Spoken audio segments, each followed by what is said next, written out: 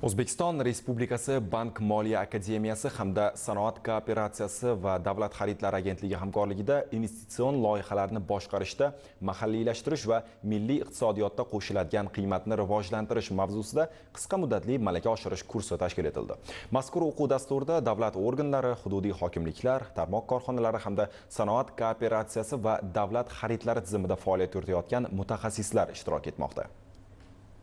O'zbekiston Respublikasi Bank Moliya akademiyasi hamda Sanoat kooperatsiyasi va davlat xaridlari agentligi o'rtasida o'zaro hamkorlikni yanada mustahkamlash, ilmiy amaliy aloqalarni rivojlantirish hamda malakali kadrlar tayyorlash tizimini takomillashtirish maqsadida hamkorlik memorandumi imzolangan. Mazkur memorandum doirasida tashkil qilingan qisqa muddatli malaka oshirish kursi bir haftaga mo'ljallangan. O'quv kursida sohaning yetakchi olimlari, tajribali amaliyotchilar va ekspertlar ishtirok etdi.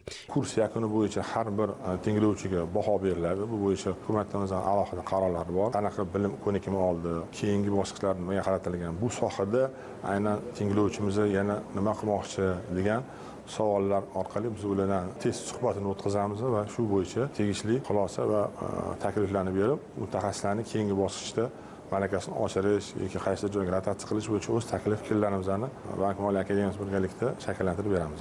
Ishtirokchilarga investitsion loyihalarni samarali boshqarish, mahalliylashtirish dasturlarini shakllantirish va monitoring qilish, davlat xaridlari tizimida zamonaviy mexanizmlarni joriy etish, import o'rnini bosuvchi mahsulotlar ishlab chiqarishni kengaytirish hamda sanoat kooperatsiyasini rivojlantirish bo'yicha dolzarb mavzularda bilim va ko'nikmalar berildi.